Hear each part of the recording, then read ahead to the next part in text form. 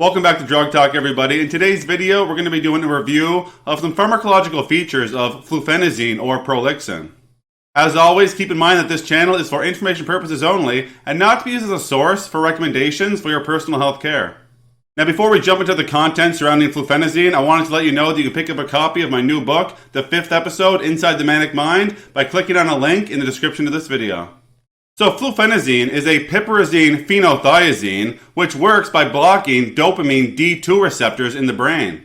This is interesting because schizophrenia may be associated with abnormally sensitive dopamine receptors. It has activity on all levels of the CNS or central nervous system, as well as on multiple organ systems. Now, before somebody was to use fluphenazine, there are some precautions that they should be made aware of. This medication is on the Beers criteria, which is a list of medication that the elderly population should either avoid or use cautiously. We would want to avoid for behavioral problems such as delirium or dementia unless other non-pharmacological measures fail or the patient is at a risk to themselves or others. We would want to use this medication cautiously in patients who have cardiovascular disorders, and it should be noted that with prolonged use of this medication, some patients may experience liver problems.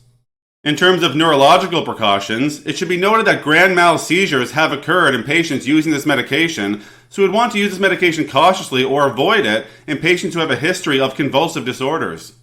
Now, aside from the precautions, there's also some contraindications or reasons that patients would not be able to use this medication. We would avoid this medication in patients who are comatose or in a severely depressed state. We would not want to use this medication with large doses of hypnotic medications, and as well, we would avoid giving this medication to patients who have pre-existing liver damage. Now, once somebody is aware of the precautions and they're cleared of the contraindications, how is this medication dosed?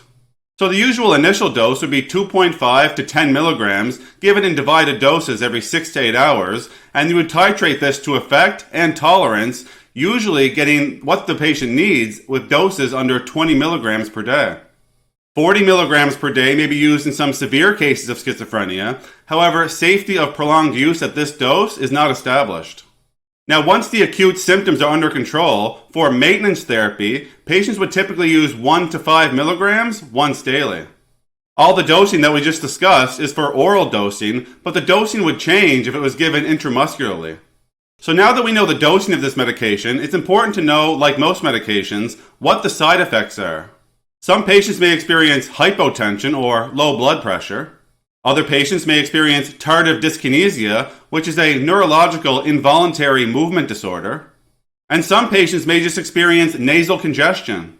Now, there are also some more serious side effects associated with this medication as well. One would be agranulocytosis, which is when there's a low number of granulocytes, which is a type of white blood cell, in the blood. Some patients may experience leukopenia, which is a more broad lowering of white blood cells. And other patients may experience thrombocytopenia, which would be low platelets in the blood. There's a chance that patients may experience dystonia with this medication, which would be a disorder characterized by involuntary muscle contractions, which can cause movements or abnormal postures. And lastly, patients may also experience neuroleptic malignant syndrome. Alright, that's all we're going to talk about today with this review of the pharmacology of fluphenazine or Prolixin. Take care.